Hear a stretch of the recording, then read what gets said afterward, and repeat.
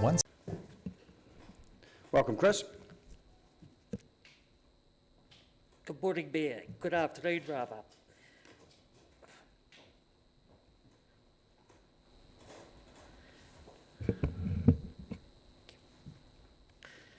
Good afternoon, Mayor, councillors, and members of the public in the gallery.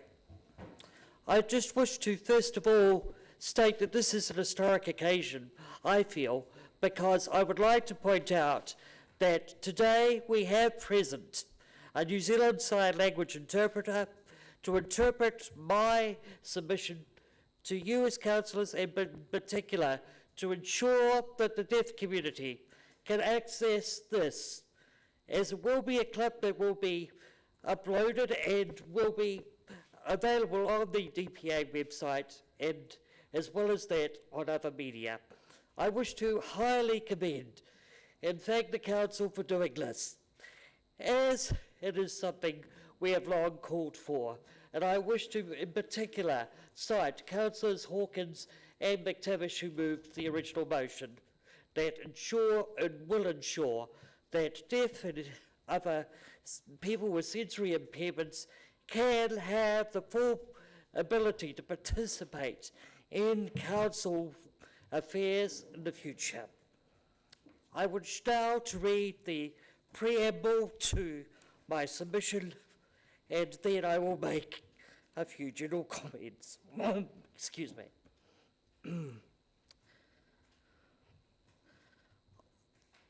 The submission begins. These are priority issues for DPA, as gauged from member feedback. We wish to, at the outset, highly commend the DCC for the fact that the Disability Issues Advisory Group recommenced meeting in late 2015. To date, there have been 3 meetings of the group, and it is scheduled to meet on a quarterly basis, with 3 more meetings due this calendar year. We look forward to continued dialogue with the Council through this group, which has been reconstituted with both new and returning members, including at least 4 who are members of DPA as well.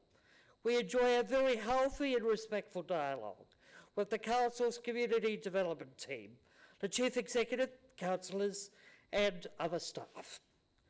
DPA Dunedin sees much to commend in this document, as we will point out. However, there are certain questions that still need to be answered, and particularly when it comes to incorporating a disability perspective in key policy areas. Just in terms of that, I wish to point out, as I said earlier, that through the DAC we have discussed a number of issues recently. For example, the recent proposal to upgrade our street lighting to LED format. We are also at the present time talking about a disability action plan to guide our work, and hopefully that of council, utilising existing strategies. And besides, we are talking about other areas, such as the Central City upgrade. We say in the submission that we hope that the upgrade begins within the 2017-18 year, and that no further delays are made on that account. We would like to see a more inclusive and accessible city, and that includes access to our physical built environment, that is buildings, that is parks, that is sports grounds, because we as disabled people have a right under the UN Convention, which we cite in this document, to full participation in the life of our community. We also make other comments in other areas, such as we congratulate the Council on its proposal to spend additional monies on the UNESCO City of Literature, and in particular hope that some of that expenditure could be dedicated to making historical literature, documents and so forth, fully accessible for all people. And that includes people who are blind, vision impaired, who have communication difficulties, and others.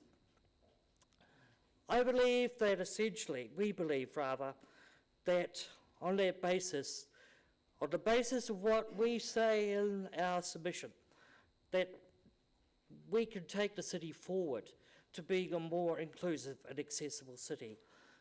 Mayor, I now invite councillors to ask any questions. Thank you, Chris. Questions, councillors? Councillor Vandervis. Chris, you've said that you celebrate the fact that we can now, for the hearing disabled at least, fully participate in council business. Did I get that right?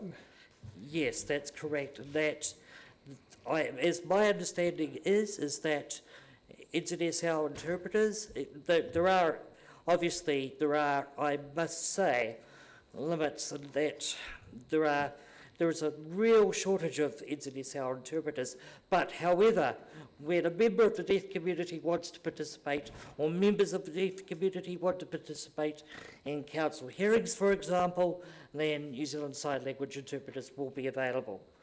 That, I believe, is a reasonable investment. And not only that, I would point out it's a human right to be able to have the right to democratically participate, which is outlined in the UN Convention on the Rights of People with Disability, to participate in all facets of life, of democratic activity. Are you saying that the ability to participate is simply inadequate in terms of this process, given that all submissions are publicly available, that reports and minutes are publicly available, and that these proceedings are reported in the visual medium in the newspaper? You don't think that that's enough somehow? Well, actually, I think it's, and as I say again, it is a human right of every person, including of deaf people, to be able to access hearings such as this, events such as this, if they so choose to, and should an interpreter be available. Of course, members of the deaf community access other media as well, but at the same time, New Zealand Sign is an official language of New Zealand. That is the law. And may I point out that central government and local government have obligations under that. And do you know personally of people that are hearing disabled that specifically want to have this ability in this meeting? That is correct, and not only that, I think all deaf people have the right to do that because they are citizens of New Zealand and of Dunedin as well. Thank you. Councillor Thompson. Chris, I was just, it's a small point really, but Yes. I think you mentioned last year around the fact that in Wellington there is the ability to, for disabled people to be able to get access to motorised wheelchair facilities. Yes. And and I just wondered if you'd had the opportunity to have any discussion with council staff around that since that time. Not as yet. We hope to do so because it's something that I've personally experienced. I found it very positive that when I was in, I think, Christchurch before the earthquakes this was. However, I recall prior to the earthquakes at the art gallery, they had a series of mobility scooters available for hire. I was able to travel there one weekend and was able to access Christchurch even though I didn't have my own mobility scooter. Now I guess I can take my own power chair with me. That's if the airlines don't damage it in any way. However, I believe that, nonetheless, that, as I explained in the submission, that with the growing grey dollar, we could actually have older disabled tourists, for example, report what a great experience they had in Dunedin, and that would be a very useful thing to do, to explore.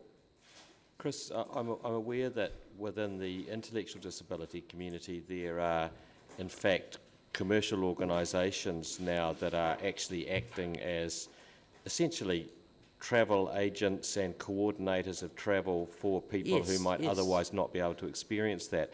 Are you aware of whether that's operating in the wider disability sector? And if so, is that something that we as a city can or should be tapping into more? I think so, definitely. I think, as I said before, the growth of the grey dollar, but also the disability dollar too. I can't remember the person's name, but he was the former head of IBM in Australia, who has now passed away, sadly, but he had a disability himself and visited New Zealand numerous times. One of the things he used to talk about was the growth of the disability tourism market. I do understand that there are firms operating overseas, but whether there are in New Zealand, I'm just not that sure. However, with the growth in tourism numbers, I dare say there will be more operators wanting to tap into the disability market and also specialise into the disability market. And I think that that would be a good thing to explore, Councillor. Thank you. Thank you. Thank you, Chris. Appreciate your submission and your enthusiasm for the advent of this service. Thank you. Most certainly. Thank you, Mayor.